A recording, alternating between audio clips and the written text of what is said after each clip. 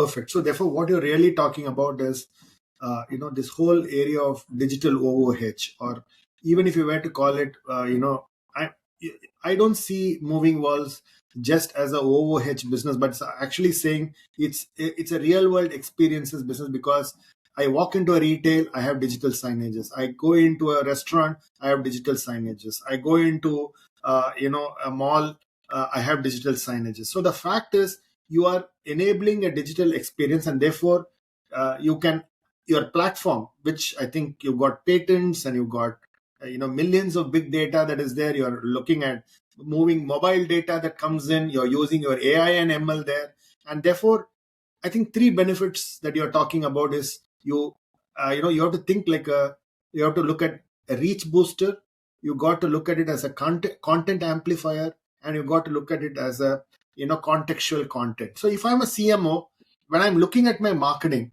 I have to look at all my channels in an omni-media in this format, and you probably are looking at it in that format because $1 trillion gets spent in advertising, right? And therefore, digital is only one part of it, but the real world experiences are going to remain. And therefore, how do you really envelop for the consumer is really what I think your vision is, right?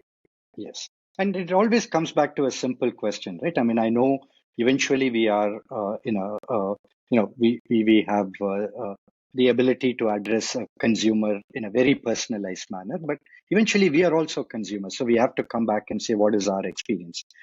Just I think 2 weeks ago, I was in India and I was using Amazon app to get, let's say, sketches, because it's a product that I know. But when I started typing for sketches, there were about 4 or 5 brands that appeared to me. And they all were cheaper than sketches, and they were tempting for me to click, which I did. And I know there were sponsored ads. I clicked through and I looked at it, but the confidence was not there because it's not a brand that I know and trust, right? So I think that's the bottom line of consumer behavior, that we are all moving towards the activation in a digital channel, but whether the influencing and whether, the priming is happening in that channel or not is a question mark. And I think once marketers understand that concept, then it becomes easier for us to then say, listen, we can either start with your existing digital campaigns, perhaps take 10% of your budgets so that we can start priming it and influencing it in a better manner. And then we'll start seeing how your digital campaign performance is.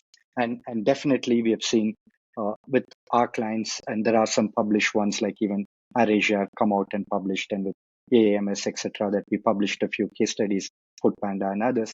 They start seeing that a small investment in the, I don't want to use the word top of the funnel, but in the top of the funnel, but in a scientific way, actually helps in the activations and the conversions. I think that's the conversations that we have with advertisers or marketers now. And then the conversation shifts, like I said, a few we have started having is the first party data, where we say, why don't we leverage your first party data so that it's not based on open data, but it's based on your data that we are running this whole. Fantastic.